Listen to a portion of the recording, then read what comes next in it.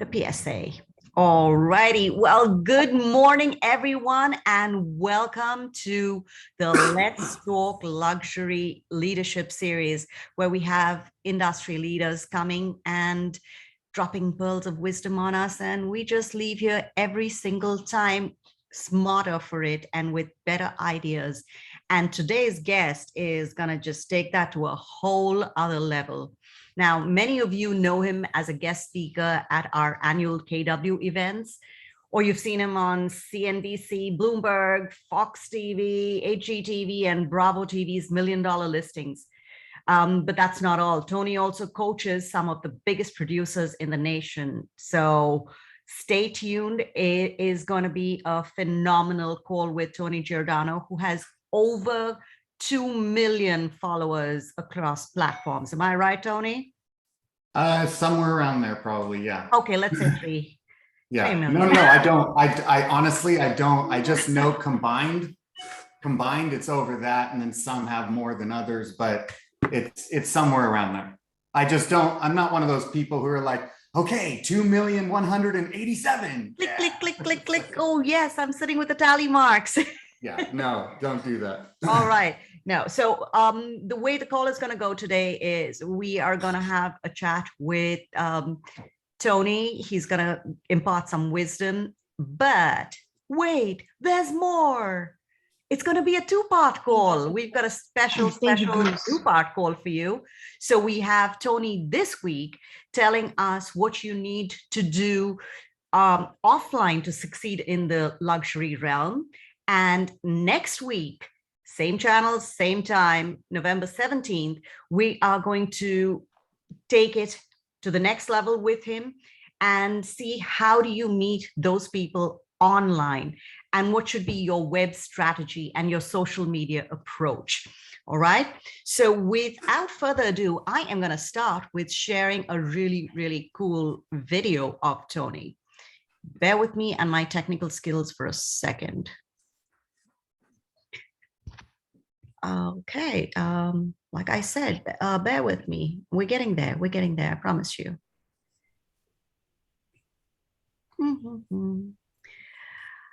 Oh, wouldn't you know it?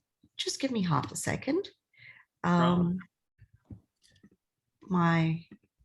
While Anjali is looking at that, I will just tell everybody that if you've got any questions, put them in the chat. I'll do my best to manage them. There's usually some dialogue and open conversation where there's an appropriate time to jump in as well, but I will do my best to keep up with the chats. And then the question always comes up. People always ask me to send them the video after the call. As soon as the video gets processed, I will send out a recap and a meeting reminder for next week so that everybody has it on their calendar and we can pick up where we left off. So hopefully that helped you buy a little time, Anjali. Well, I hope so. My system is not letting me do a screen share. No this problem. Is so wonderfully embarrassing. I've never had this happen before. David Diza is the one that introduced us to Tony Giordano and he's our team leader here. And without him, we wouldn't have Tony as our guest. I really want to thank David for that as well as our team leader. So I don't see you here, David, but thank you, sir. Thank you. Okay, so let's get right into it. So Tony. Yeah, we'll play. Sorry about that. We'll just play the video. No problem. You guys have probably seen the video because we sent it out by email and by chat. It shows him just this fantastic piece of marketing. And my question to you, Tony, is how did you get into luxury? What was your first luxury deal like? And perhaps how did you catapult into other luxury from that, if you don't mind? Yeah, thank you for having me, and hello to people that I don't know, and hello to a few that I've never met. I got in the business first as a mortgage broker. December of 1998, I was 20 years old. I walked into a mortgage company to sell them cell phones.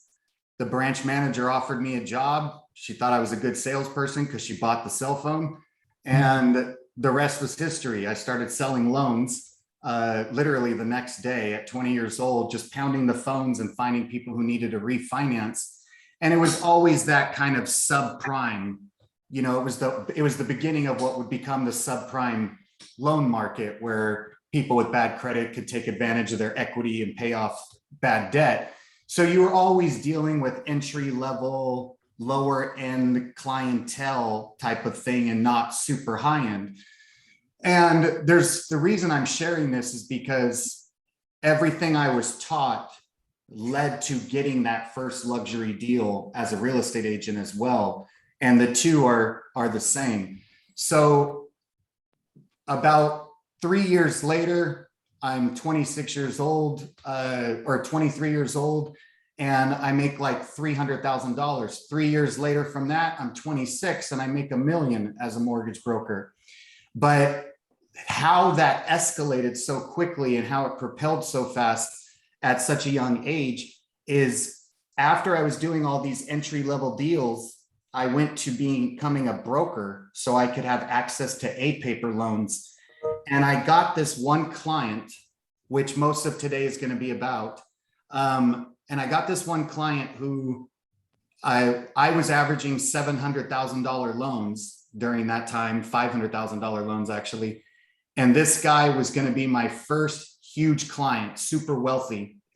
And he taught me things after becoming friends that led to getting all of these high-end clientele as a mortgage broker, pro athletes, celebrities, how to network, how to do things. And it was all stuff offline because think about what era that is, right? There was no online for the most part. Social media didn't really exist yet at a high level. Pay-per-click, Google SEO. And so everything was offline, shaking hands and doing the things necessary. And that's still so important today. And everything he taught me led to that success. Well, then after I lost everything in 08, 09 in the crash, I decided to switch to the sales side. And what I just did is I took everything he taught me offline and I moved it online. And I started doing things online that 99% of agents still aren't doing correctly when it comes to social media marketing. They think they are, but they just don't realize it's not. You might be getting a deal here and there. You might be seeing success from it, but it's not at the level that it can be if you change a bunch of different things that you're doing. And so I started doing that. And the first deal I got, which part 2 will be about, which is online. Disclosures on the MLS. Guys, look, he started swift. Wait, read it. Thank you, Anjali. And everything, association, right? Yeah, of course, in the association and the bylaws. You need to put volume on that. Could I please request everyone to just mute themselves? Thank you. Not Tony. Not Tony. Tony, hold on. Not you, Tony. Not you, Tony. How did we get Tony muted? Hang on. We can't hear you, Tony. Okay, gotcha. Thank you. Whoever was talking about their association, press your mute button. Okay, so moving on. Squirrel, shiny thing. Where was I? What you learned on offline, you put that online. So I started doing things, and what happened was a lady who I had added as a friend, which is part 2, when I tell you the techniques online. I added her as a friend on Facebook one morning, and she 3 weeks later referred me her father's $5.8 million spec home that he had just built a year before, who had it listed with no offers, and he had just fired his agents. And it's because online took our 6 degrees of separation and bonded us together as friends now. And then she saw what I did, but she also just liked me on how I was online. And that led to her trusting to refer her father, even though the day I talked to her dad, I had no idea how I was going to get his listing, because I'll teach you all how to get as many leads as you want, big leads, but you still have to be a good enough agent to convert that lead and close them and get them to sign the contract. Lead conversion is what this industry's hardest thing to do is. Everybody talks about how hard lead generation is. Oh, I got to go find more clients, and oh, I got to do this. You can buy leads today. What do you mean it's hard? The thing that's hard is conversion, and agents, for the most part, blame the lead being a bad lead and a wishy-washy lead, when the one thing I've learned as a national coach that is crap in this industry is 99% of agents' follow-up system. They have no conversion, they have no systems, they have no leverage, they don't take it seriously. We just focus on the paycheck in hand and what's going on right now and who we're showing property, and we forget all of those other leads and building relationships with them. Well, what I did is I stayed in her mind. I used social media in a way people weren't. I followed up. And so when I got the lead of her dad, that's where we go back to the offline skills that I learned. Okay, I got this lead online, but now what am I going to do when I get on the phone with him? And so I have something where I talk to people about, what are you doing to prepare before you get in the appointment? And agents don't do that. They go, oh my goodness, this person just called me for a $10 million listing. I've never sold a house higher than 3 million, but it's got to be the same thing, right? So let me get on the phone. It is not the same thing at all. And people who are on this call who are luxury agents, and that's fine, everybody's luxury over $1 million, but ultra luxury is 10 million, 15 million, 20 million, $30 million houses that you have hundreds of listings from Biscayne to West Palm Beach on the coastline, hundreds of listings over 10 million. How many of those do you have? That's ultra luxury real estate, not luxury here and there, but you're mostly at a median home price of below luxury or wherever it might be. So he was teaching me those offline techniques. And one of those techniques is prepare before the call.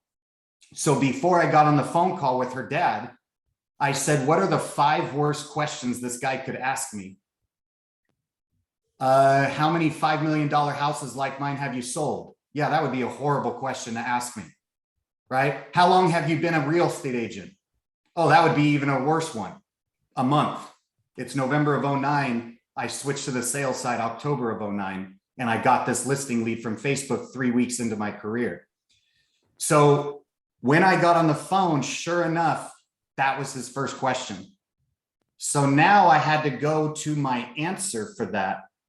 And those are the techniques that my friend had taught me as a mortgage broker. Is when he asked me that question, in my head, I had said to myself, there goes half my commission. Because when he asked me that question, what am I going to do? Tell the truth? No, I'm not going to get a listing if I tell the truth. Like, oh, I haven't sold any $5 million houses in your neighborhood ever. Oh, okay. Well, what about just higher end homes? 2 million, 3 million? No, none. Well, how many houses have you sold, Tony? None. None. Now, so I'm not going to get the listing if I do that. I'm not going to get the listing if I lie, because then I'll get caught. Business ethics, it's wrong to do, right? And it's going to backfire on me. Karma. So how am I supposed to get this listing? How is anyone on this call who has sold multiple houses from 1 million to 3 million, how are you supposed to get a $12 million seller to be convinced that all your $2.5 million sales are impressive to them when it comes to their $12 million house? And so when he asked me that question, I knew I lost half my commission because I was prepared for it. So I was ready to go with my answer. Well, my partner and co-agent, Chris Cortazzo, #1 ultra luxury agent in all of the South Bay in Los Angeles at the time, who has signs everywhere. Look forward to coming over to your house next week to show you how many $5 million plus homes we've sold in your area. Oh, you're with Chris Cortazzo? Yes, Chris and I will be representing you together. Oh, fantastic. He was one of the agents we were going to interview. Oh no, I'm bringing Chris. Yeah, we'll meet you there next week. And let me really ruffle your feathers, everybody on this call. Chris had no clue. But I already know Chris is going to say yes because it happens in luxury real estate all of the time. Those houses you hear about here in Bel Air and Beverly Hills, where I live, that are on the market right now, and you see those articles that come out across the United States, $250 million listing, $180 million listing. There's 7 agents on those. There's 5 agents on those from different brokerages. So again, I knew he would say yes, and he did. And we went to the listing presentation. We got that listing, and 6 months later, we sold that listing for 5.2, all because I didn't have an ego, which most top agents sometimes have, because, oh, I sell this, I can sell anything. Wrong. I knew I probably would not get that listing once he saw that I had never sold anything like that, or at least have a history of selling things like that. And I just wouldn't be able to show him what my plan was, my marketing plan and everything. So I was willing to say, okay, I can either have half the commission guaranteed for sure, because I know this is going to sell with the best agent out there who does it the most, or maybe all of the commission if I get lucky and I pull this off and the seller says, okay, Tony, we'll sign with you. And now if they say, Tony, we think we're going to interview other agents. Now, is it too late to say, well, what if I bring in Chris Cortazzo? See how it sounds completely different? Yeah. That's called language of sales. That's called being able to control conversation. Take the conversation wherever you want because you were so prepared to envision what that conversation was going to go. If it goes this way, this is my answer, this is my answer, this is my answer. If it switches to this way, I need to be prepared to answer it this way, this way, this way, this way. And people just don't do that. We get so excited that we hop on the phone, we do the listing presentation, sometimes even in their living room. We said all these great things we were going to do. They never really saw us show them houses equivalent that they've sold. And then 2 weeks later, we wonder why it was listed with somebody else. So that's how I got the first deal. But I needed to share the story that led up to it just so it made sense. Offline, online, 2 huge pillars when it comes to luxury real estate. One could also say new school, old school, right? Combining the old school on the phone, right? Here we are in this digital age, social media, but it's not enough, as you're saying, to get the leads. You need the old school techniques to convert those leads if you want to call it phone, right? So and that goes back to old school. Mm-hmm. Old school leads were easy. Lead generation is literally the easiest thing to do in our business since our business existed. And I've said that in my coaching program, and I have curriculum that I teach people on how to do lead conversion and lead gen, whether it's offline or online. But let's go back to when 50 years ago, getting a lead was simply law of averages. If you ask enough people, do you know somebody looking to buy or sell a house soon? Eventually somebody's going to say yes. The thing that people don't think it's easy for is because they do it for a little bit. They don't get a bunch of ROI out of it. They hate rejection.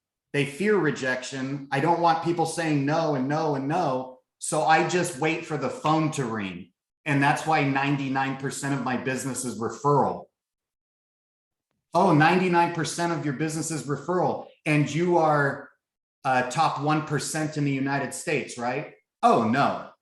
Oh, so that's why 99% of your business is referral, because you just sit and wait for the phone to ring and you don't actually do blocked management of your time to go out and get more business while you're waiting for the phone to ring. And so lead, even old school, you know, if I like old school is offline. So if I walked into a Starbucks right now in front of all of you, and I saw 10 people standing in line and all of them have their head down, they're not praying, right? They're on their phone. So for every 10 people you see looking at their phone, they're standing in line, right? If I just stood behind that line in front of all of you and I said, anyone here in this line who knows somebody who's getting ready to buy or sell a house that you could introduce me to, your coffee's on me. And I guarantee you, law of averages, some random person in the front of that line is going to go, my brother's getting ready to sell his house. Tall, skinny vanilla latte, please. It's that simple. But converting his brother now, that's different. So it doesn't really matter offline and online, old school, new school. It's, are you prepared to now have a conversation with the lead, regardless of how you got the lead? And can you control that conversation? These people make millions of dollars a year who usually own anything over 10 million. And any of you on this call can get the opportunity to be in a conversation with these people, but it's what you say that makes it whether or not they'll ever talk to you again. Wow. Any questions or comments? Anyone in the audience on what he's just mentioned? Because dropping some really good knowledge right now. I'm gonna apply that one to the Starbucks thing from now on, guys. We just left Starbucks. Go every day. Now I'm gonna use it. Thank you so much, Tony. I really like that one. That was a Great way mic to- drop moment. You don't have to actually do that. It's just my example of what I mean on how easy it is to get a lead. And now today, For sure. it's even easier to get leads because we can just engage with people online. Kathy, who referred me her father, I wasn't even friends with on Facebook 3 weeks before that. But I use social media in a way that most don't. And most just have built their friends. They post every single day how great of a real estate agent they are. Every now and then they do get people each week. And it has led to them going from 5 million a year to 20 million a year to closing 50 million a year. But if they just really purposefully did the online stuff at a higher level and understood how to engage people and add them as a friend and know what to post instead of always about business. And then those people feel like they know you. And then all of a sudden they see you say something about real estate and they're like, oh, that's right, he's an agent. I need to refer him my father. So there's just so many aspects to offline and online are the same when it comes to the human aspect, but everybody's focused on the techie aspect of online. Those are humans. Humans have not changed. We're just online now. And I don't want to spend too much time on that because that's next week. So getting back to offline is getting a lead is fine. It's what you do with it. It's what you do with that lead to now convert and build a relationship. And I'll tell you something right now. I would say that out of all my super wealthy potential clients, these are people who I've met, I've built relationships with, but they've never said anything about listing their house. They've never said anything about buying a house. How many times do you think out of 10 times we've hung out, the average time out of 10 times that I even mentioned real estate? It's probably 2 out of 10 times. And it's going to be something about the market because most likely they asked me and I'm going to say something that I know is going to stick with them for when they are ready to sell. But I'm never going to really talk to them because they're not my client yet. Now I might, as an advisor, say, hey, by the way, I know you own properties. Like, do you have an advisor who you get advice from? Like, when is it the right time to invest in the next deal? Or, should I buy my office building that you run your medical practice out of? I'm just curious, like, do you have an advisor? Do I know them? That would be a good way to kind of do it where it doesn't sound pitchy. I'm hearing you say mind share, that it's helping you in the mind share game, this whole social media, so that there will be opportunities and you can close them on the phone at some point, but you're one of the top 2 or 3 that they might get called. Is that fair to say? Oh, yeah. Like, no matter what, I know I'm going to get an interview. I know I'm going to get 90 minutes in their living room. I guarantee.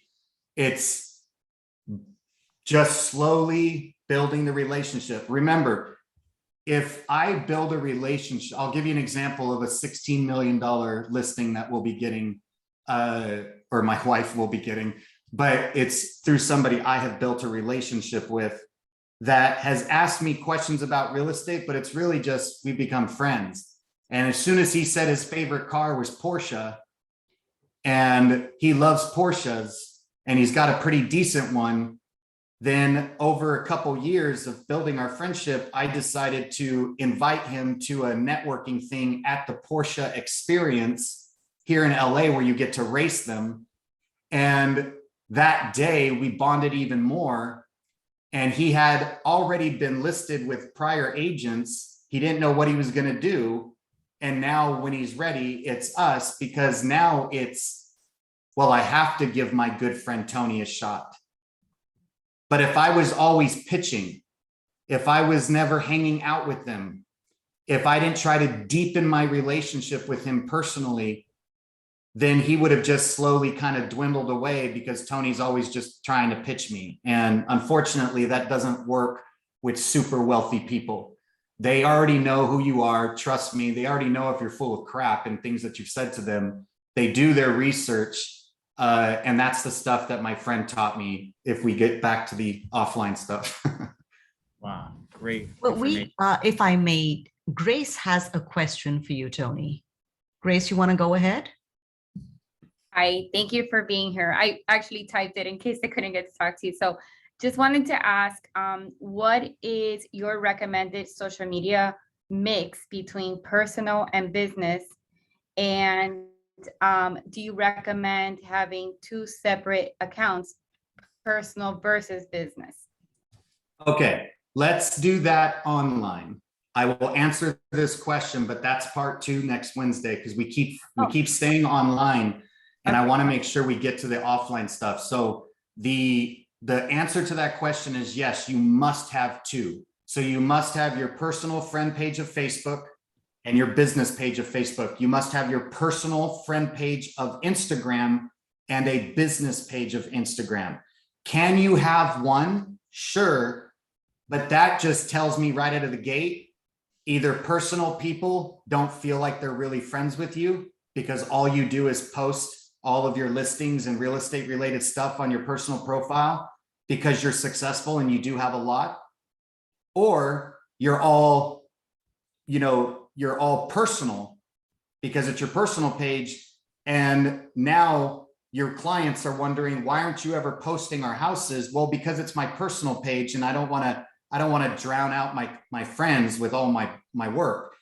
So anytime somebody says I use one, to me, it's almost 90% of the time you don't sell enough. So when you do get a listing here and there or a closed client, it's easy to post it to your personal, remind all your friends. But if you had 10 closings that month, you can't do that, right? And so the more successful you get, the more you're going to need to be separating the 2. Be 80% social with reminders that you're an agent on your personal pages 20% of the time, but it's really just 80% personal life. And on your business page, 80% business and 20% personal, and show them something that you like to do. Okay. Good question, Grace. Offline. Let me do this. Let's see here. We have, all right. I'm just going to show you a few things of this offline stuff. And I'm going to be blowing through it pretty quickly, just because this is normally an 8-hour presentation, part 1, and another 8 hours of coaching, part 2. So we're only kind of doing a little bit of segments. So don't mind if I fast forward through it. I'm just trying to get you guys to certain things. Can I share my screen? Do I have that ability? Yes. Correct. Perfect. All right, let me get my screen here. Share. Can you all see that? Yes. All right. I will go back to this. Okay.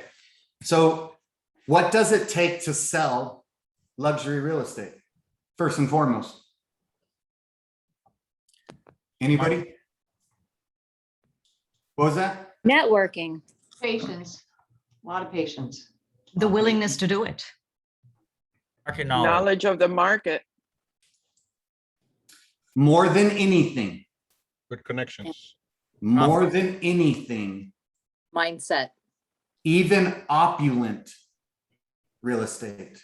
Forget the word luxury. We're talking about what does it take to sell multi-million dollar homes far above 5 and 10. Certainty. Confidence. It takes planning. Oh, Planning is number one, period. The more you plan a strategy of getting out there and rubbing elbows with the super wealthy, the faster path to actually conversion and closing big deals. So if I was to ask everybody here, like, do you want a $10 million listing? Oh yeah, I would love a $10 million listing. Are you a top agent? Yes, I'm a top agent. How much money did you make last year? $250,000. Awesome.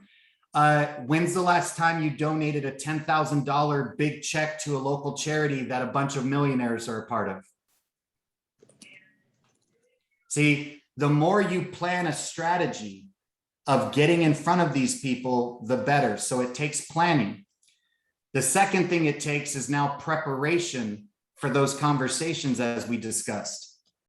And then the third is practice. It takes practice. You have to consistently be getting into these conversations. You have to be consistently trying to deepen a relationship with them, not by talking real estate. I have these power questions that I ask anytime I'm sitting with a wealthy person for the first time. And I'll just ask them questions that don't sound like they have an angle, but every single one of them has an angle. And an example of that is, do you think I can have a quick conversation about real estate with a high-end wealthy client at a barbecue that I just met through my other high-end client and say, yeah, I'm a real estate agent. You own a home, well, if you ever have any questions, it's cool. It's cool to meet you. I'm glad you know them. I'm sure we'll see each other again. Here's my card. You think I can turn around and ask him, and can I get your cell phone and email address and mailing address for my stupid CRM spamming emails? Like, I'm not going to be able to get this person's cell phone unless I come at an angle where we're building a friendship at that barbecue. So these power questions is, how do you know John and Sarah? Oh, I went to school with Sarah. Oh, where did you guys go to school? Michigan State, actually. Oh, no way.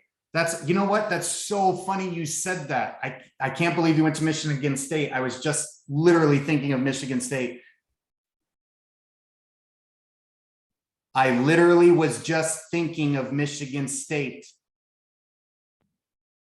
a second ago when you said you were going to school at Michigan State. But I left that part out. Language of sales. Oh my goodness, how funny. I was just thinking of Michigan State because, well, you know what? I'm gonna send you a link. I'm gonna go find it, but it's an amazing thing on Michigan State. What's your cell phone number? It's 310. And I assume the area code, because if I can cover the first 3 digits, the amount of pressure that they have to finish the number now goes way up. And I'll even dig my elbow into them.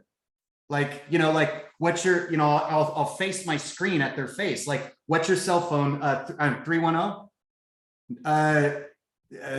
No, well, no, it's not 310. It's 424-777. Like, you'll see them like, I never give my cell phone out. You see their face. But now I got them.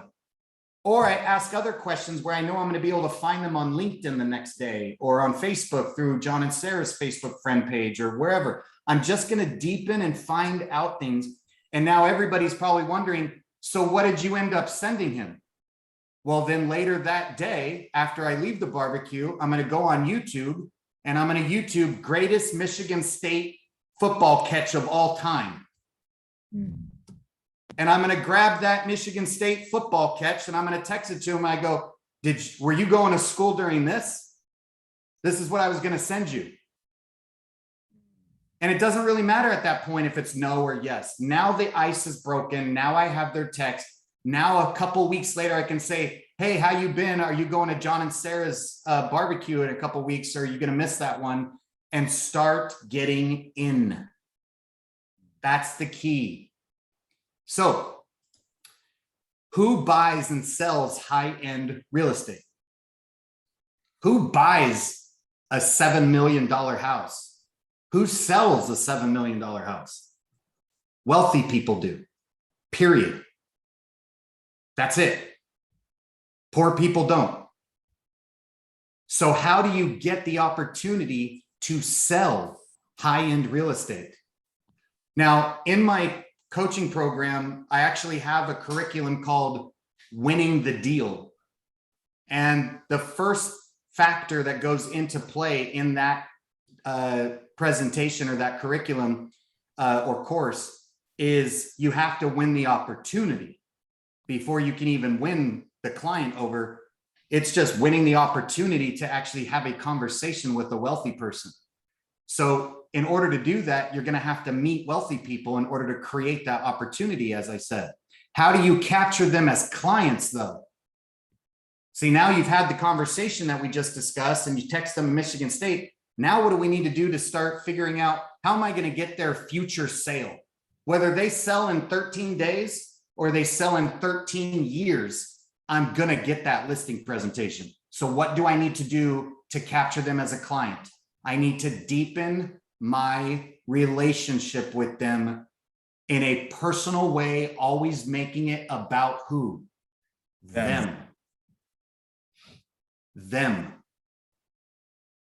Everyone on this call has something to give in value, and you might actually have more value to give than other competitors of yours. If I know that this wealthy person owns his own dentist practice, because it was one of my power questions. So what do you do for a living? Oh, I'm a dentist. Oh, what dentist do you work for? I mean, do you have your own practice? Yeah, I own my own practice, such and such. All right, well, don't stare at my teeth. But you know, I'll let you know if I ever have any questions about that. And then let's say that I'm deepening the relationship over 2 or 3 weeks. And then the value I can give is all of a sudden he knows that I sell real estate, but he also knows that I write books about digital marketing and online marketing. And so now I can reach out to him and say, hey, do you have somebody who does your social media? Yeah, we have a girl in the office. Do you give her a budget to like target everybody in a 5-mile radius who have recently on their iPhone searched getting my teeth whitened? No. Like, what are you talking about? It's called demographic targeting. Wait, what? Let's do lunch and I'll show you. I'm no charge, just make sure she's doing it correctly or bring her to lunch and I'll teach her how to do it. Whatever it is, deepen the relationship with them. Every morning, I wake up saying, today is the day I am only 10 days away from the biggest paycheck of my life. And the reason I have that affirmation still to this day, every morning, the reason I have that affirmation is because it happened. And every day since it happened, I say that knowing that it's only a matter of time before the next one did. And then the next one did. And then the next one did. All the way up until selling a $48 million house from that first big paycheck that was $7 million house. And it was because the guy made an offer, 10-day close, all cash, no contingencies, no inspections, boom. And 10 days later, I got a 3% commission check on 7 mil. But the question is, am I prepared to answer that call? And that's what we've been discussing today. So let me tell you about the guy who taught me these things. When I sat with him for his loan and doing the loan papers, this guy, I knew right out of the gate, he was super, super wealthy. And I was low, I was entry level mortgage broker, $500,000, $700,000 house, FHA, entry level, first time home buyers, stuff like that. And I did a loan for a guy who lived in Santa Monica, and he referred me this guy that his wife cut hair for. And she was a hairstylist, it still is. And he's super wealthy and they'd become friends. So he introduces me to this guy, and this guy and I sit at lunch to be able to now meet and go over his stuff. And we're hitting it off, and we're really just kind of getting to know each other at a high level. And we're laughing and just having fun. And this is 2004. It's only 4 years into being a mortgage broker, always doing, as I said, first time home buyer. And this guy wants to pull money out of 3 properties that he owns free and clear. He drives an Aston Martin. You can tell he's Louis Vuitton from head to toe. Like he's probably wearing $30,000 just his outfit alone. I don't even know what Louis Vuitton is at the time because I didn't come from wealth. I didn't come from money. I didn't come from Beverly Hills. I was born in Beverly Hills, and then we moved away. So I didn't come from that world. So I don't even know what he's wearing. And so I'm just telling him, oh yeah, I got this. I got this. It is going to be a $3 million loan, $5 million loan, and a $10 million loan. And I've never done a loan over $1 million. 3 different loans that he's pulling out on his big, huge properties. And after I tell him, oh yeah, I can do this, I can do this. And the reason I even got this opportunity is because he knew a friend of mine. I had just done their home loan, and his mortgage broker, the wealthy person's broker, retired, and he moved away, and he was going to ask him if he had a good person, but he just decided to give me a shot. And when we're sitting there, I go over everything, and he goes, all right. He goes, let's do it. He goes, I like you, so let's do it. And he waves to the server comes over, and he goes, can I get a bottle of, we're going to celebrate, so can I get a bottle of 96 Dom Perignon Rosé, which is pretty much the most expensive champagne you can get, at a restaurant on Rodeo Drive. So it's like a $1,300 bottle at the time. And I don't know that. I don't know anything about that stuff. So little do I know that he's doing this. And I said, what are we celebrating? He goes, your confidence. I go, shouldn't I close these first before we celebrate? He goes, oh, the celebration we do when you close them will be completely different, Tony. And I go, okay. So he goes, but can you leave us alone for a minute, Sarah? Of course they know each other's names because he's wealthy and he's there all the time. And she walks away, and he goes, before we celebrate with champagne, he goes, can I ask you a personal question? And I said, sure. He goes, will you give me a a truthful answer? And I said, of course. He goes, these are the biggest loans you've ever had an opportunity to do in your life, aren't they? And I go, I mean, yeah, because I had to tell the truth, right? I'm not going to lie to him. And he goes, yeah, I figured. I go, is that a problem? He goes, you tell me if it's a problem. He goes, do you understand the risk I'm taking on you at the age of 24 years old, who's never even come close to dealing with a client like me? And I'm going to be introducing you to my attorney, my business manager, my financial manager. I didn't even know what a business manager was. Like, he's saying words that I've never even heard before. He goes, and they're going to wonder, like, what are you doing? And I just want to know that you respect that, and you're going to be on your game to get this done for me because I'm giving you this shot. And I said, yes, I will. He goes, so how big of loans have you done? see how the questions get worse, you know, with wealthy people? They're not stupid. They'll ask questions that like you have to be prepared for. And I go, well, like, you know, people buying houses, you know, and like teachers and, you know, firefighters and, you know, occasional financial people and stuff like that. But Tony, how big?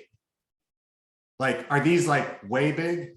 And I go, yes, I've never done a loan higher than 810,000. He goes, okay. So now the champagne comes back over and he sits with me. And as he's eating, I had to ask.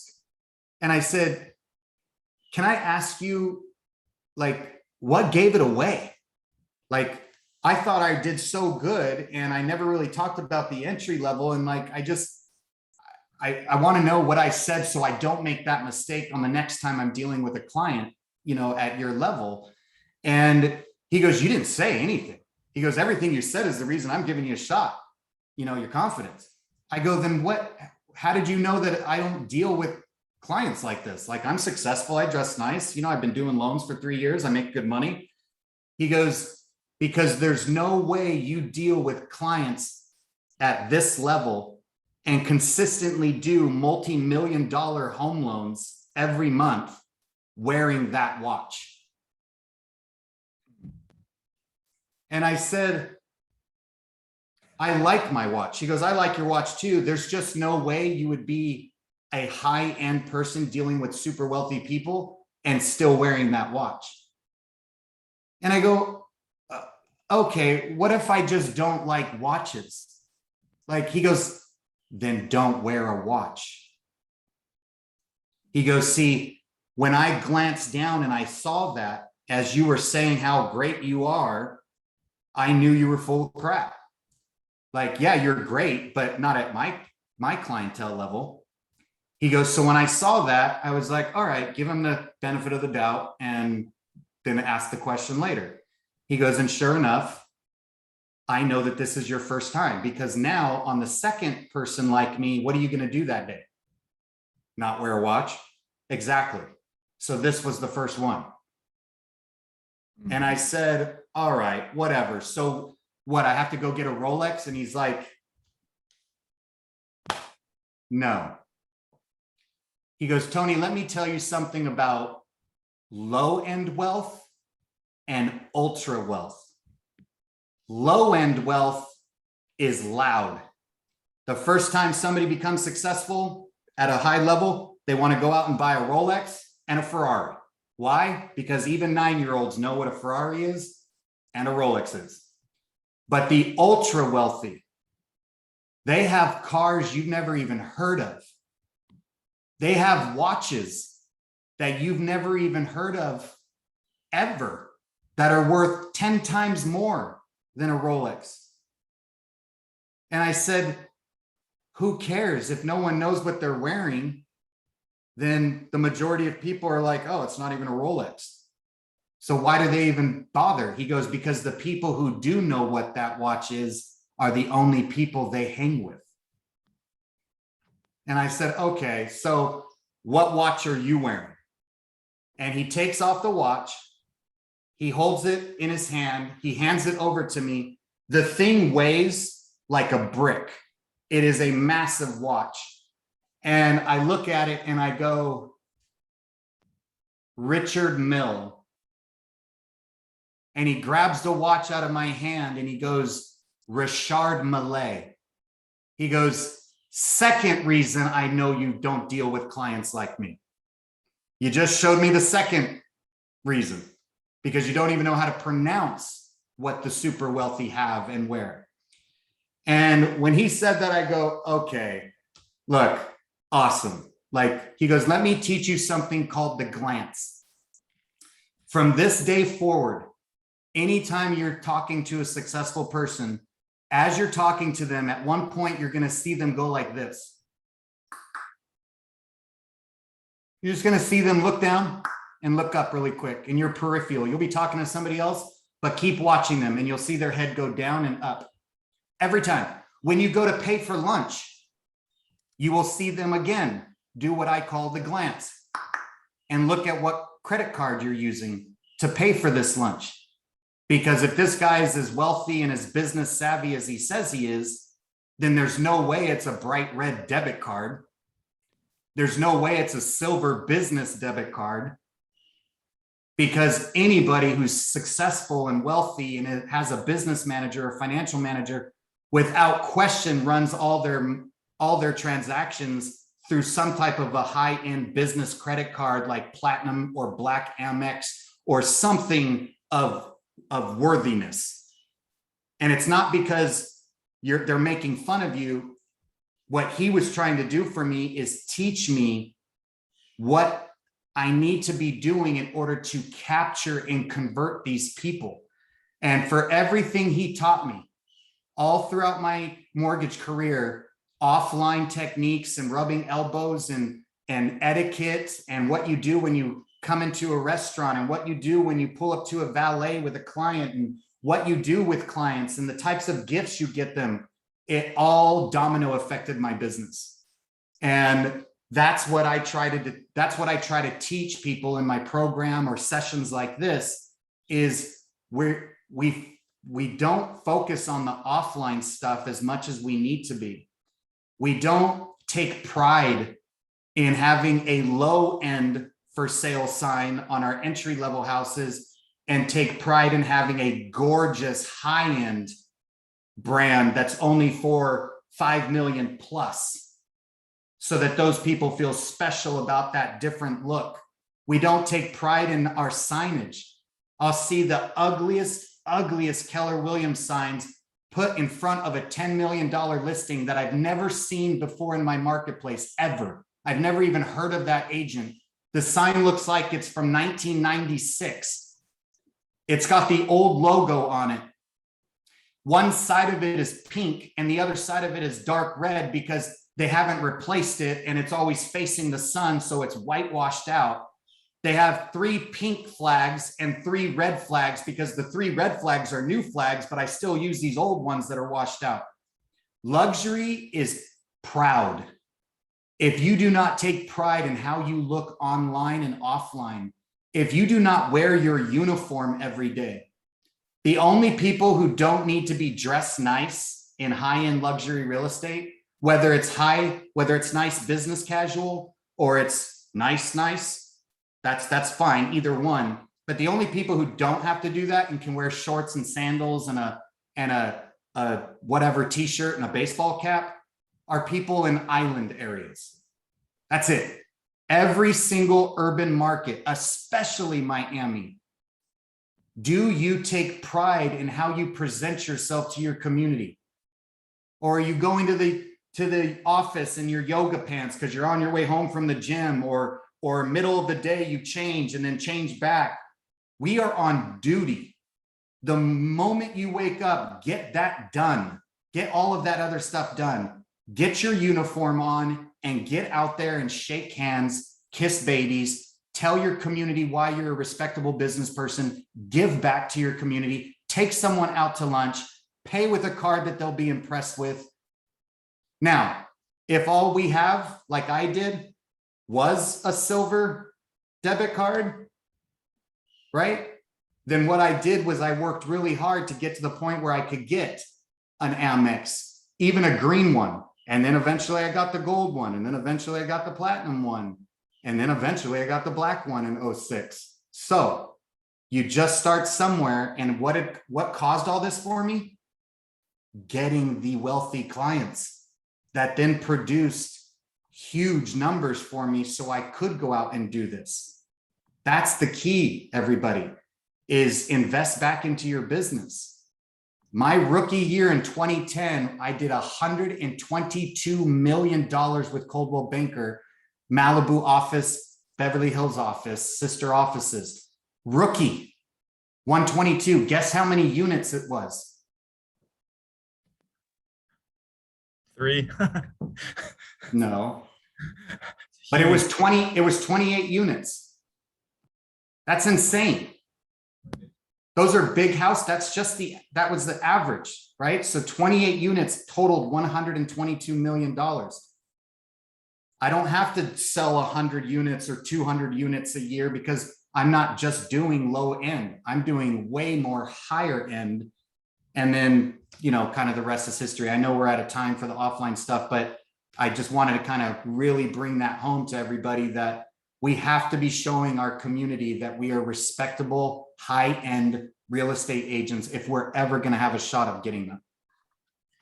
Great wisdom, Tony. Thank you for sharing this with us. I know we have run out of time, but wow, there's a lot more to learn next Wednesday at 11. We really, really appreciate that. Yeah, so today was the things that he taught me offline. Next week is now everything I learned what to do online, taking in what he taught, and then obviously now as a coach wanting to teach it to people and everything like that. Awesome. Awesome. Well, Jen, thank you again. You incredible resource. Jen, do you have any parting words before we wrap this up? It's been a great, great hour. A lot of content. No, terrific. I was taking a lot of notes. So really just a reminder that usually we do this every other week, but next week we're doing this again with Tony. So I will send out to everybody by the morning. It takes a little bit for the video to download. I will send out a recap of today, and I'll put a meeting request on everybody's calendar for next Wednesday. I think that's, do you guys agree? I actually have everybody on the screen. Email or meeting request? Raise your hand for meeting request. Okay. Well, Email. Yay, Julie, I'm so glad you're here. Email. Thanks for joining us. Anyway, I will do that whether you like it or not. I think it's easier to find in my calendar, so you guys are gonna get it in your calendar, and the video link will follow up. And next week sounds terrific. Tony, thank you for joining us. Yeah, and there's actually I know that there's a couple events that are getting booked with my office right now for me to be in Miami in person. One is for it's open to all brands, and then the other one, our KW, David Diza and I are figuring out when that day will be after the first of the year. So look for that as well. Yeah, terrific. I'll help you distribute that to at least to this group. So thank you guys. Anything else, Anjali and Jason? This was incredible. Gosh, honestly, I could just sit here listening to you all day, but I don't think I could afford you.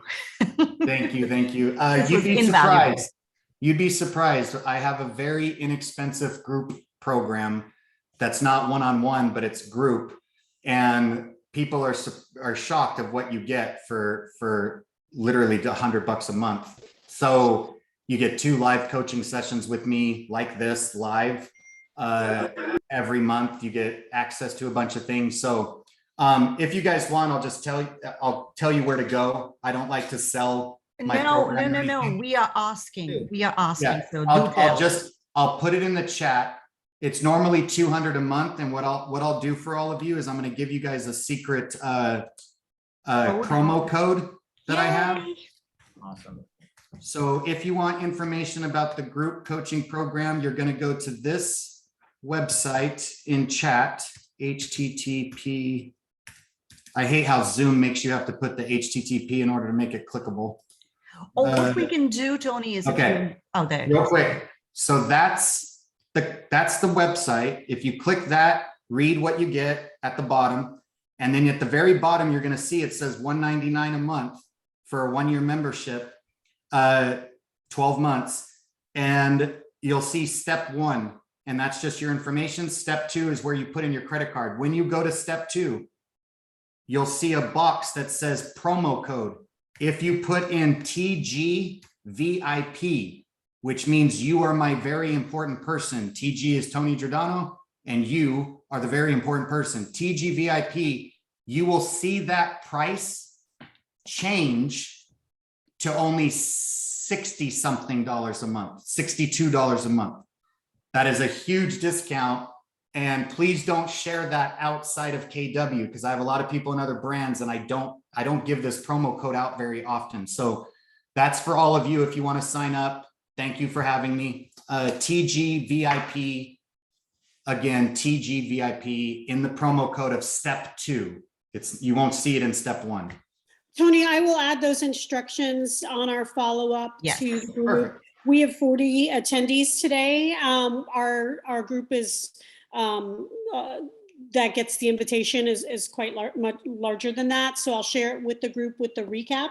And everyone who is on today need to text someone you know is in this group that got the invite and say, you missed out.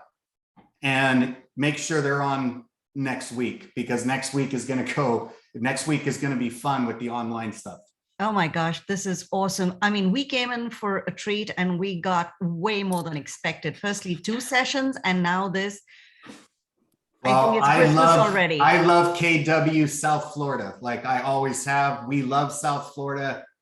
You don't even have to, well, I'm not going to say you don't have to pay me to go there and speak, but you probably could, because we just love going there a lot. And I just love all the people, Maya Vander, who's out of KW Coral Gables. Maya Vander is on the show Selling Sunset here in LA. She is actually my longest active coaching client since 2012. Wow. She was a rookie, hadn't even closed a deal, and now look at her. So that's a perfect example of, I have a lot of friends in Miami that I absolutely love and adore. And, so take the promo code, that's for you guys, and no worries. Well, we have to work on getting you to Tampa as well. Yes, I used to go to Tampa a lot, but then COVID hit. So now things are starting to get booked again. But I've spoken from a few brands in Tampa. Well, look forward to having you here soon. And thank you so much once again. This was awesome. It really feels like Christmas. No worries. Thank you guys. See you next week. Same You guys time. next week. Thank you. Bye. Bye, everybody.